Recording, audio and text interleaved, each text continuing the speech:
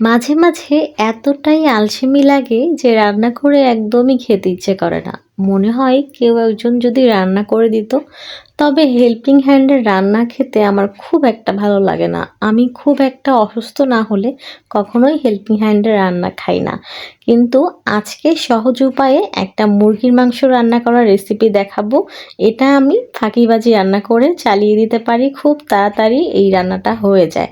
আমরা যেকোনো কাজ শর্টকাট কিভাবে করব সেই চিন্তা করি সবসময়, কিন্তু রান্নার ক্ষেত্রে শর্টকাট করলে কিন্তু রান্নার স্বাদ একদমই ভালো হয় না। যেমন রান্নাতে আপনি যতটা সময় দিবেন, যতটা মনোযোগ দিয়ে ভালোবেসে রান্নাটা করবেন, রান্না কিন্তু ততটাই মজা হবে। কিন্তু আজকে আমি ফাঁকিবাজি করে এই মুরগির মাংস রান্না করে নিচ্ছি, আর এই রান্নাটা একদম দুর্দান্ত হয়।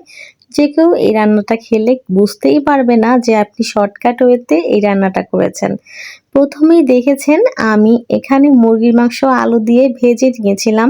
কিছুই না, শুধু মুরগির মাংস একটু লবণ আর হলুদ দিয়ে আমি তেলের মধ্যে ভেজে নিয়েছি। সাথে দুটো আলুও দিয়ে দিয়েছিলাম।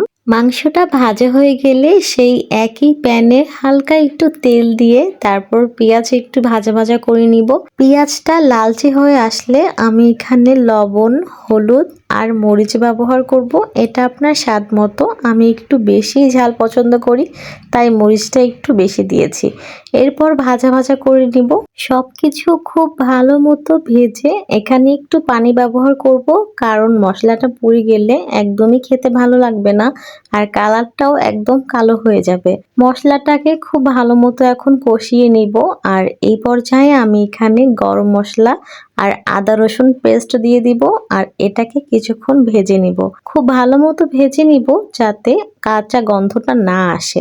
আর একটা জিনিস সব সময় মাথায় রাখবেন, পেঁয়াজের সাথে তেলের উপর যদি মশলাটা আমরা ভাজা ভাজা করে নেই, তাহলে তরকারির কালারটা অনেক সুন্দর আসে। আর এই পর্যায়ে আমি এখানে দিয়ে দিয়েছি জিরার গুঁড়ো। ভাজা জিরার গুঁড়ো ব্যবহার করেছি। মশলাটা ভালো মতো কষিয়ে নেওয়া হয়ে গেলে আমি এখানে পানি অ্যাড করব। খুব ভালো মতো খেয়াল রাখতে হবে যাতে মশলাটা কোনো রকম পুড়ে না যায়। পুড়ে গেলে কিন্তু খেতে একদমই ভালো লাগবে না। আর এই কারণেই পানির মাপটা সময় মতো দিতে হবে। আর এই তো পানি দিয়ে এখন আমি পেঁয়াজটাকে খুব ভালো মতো কষিয়ে নিয়েছি। ফ্রিতে আরেকটা টিপস দেই, পেঁয়াজ যখন ভাজবেন তখন যদি লবণ অ্যাড করেন তাহলে কিন্তু পেঁয়াজ খুব তাড়াতাড়ি সিদ্ধ হয়ে যায়।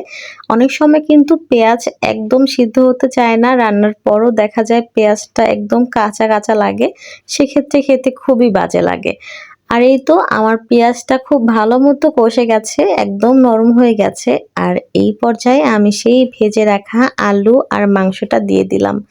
এখন খুব ভালো মতো নাড়াচাড়া করে মিশিয়ে নিব। দেখতেই পাচ্ছেন কিভাবে মিশিয়ে নিচ্ছি। মাংস আর আলু যেহেতু আগে থেকেই ভাজা আছে, এখানে কিন্তু খুব একটা বেশি সময় লাগবে না সিদ্ধ হতে। কিন্তু এখন মশলার সাথে মাংসটা কিন্তু খুব ভালো মতো কষিয়ে নিতে হবে। এখন আমি মশলার সাথে মাংসটা ভালো মতো কষিয়ে নেওয়ার পর এখানে কিছুটা পানি ব্যবহার করেছি। পানি দিয়ে এখন ঢাকনা দিয়ে ঢেকে দিয়েছি। 5 মিনিট রান্না করে নিব।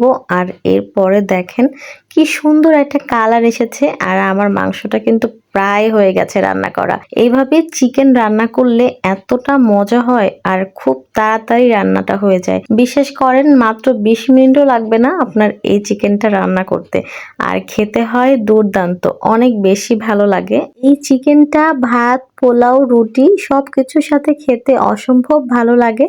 আর এই তো দেখতেই পাচ্ছেন কি সুন্দর একটা কালার এসেছে।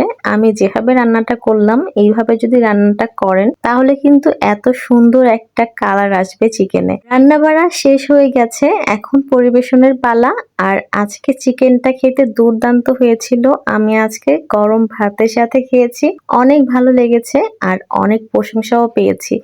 আপনারাও এভাবে ঝটপট চিকেন রান্না করে নিতে পারেন। যারা নতুন রাঁধুনি, আশা করি তাদের অনেক উপকার হবে।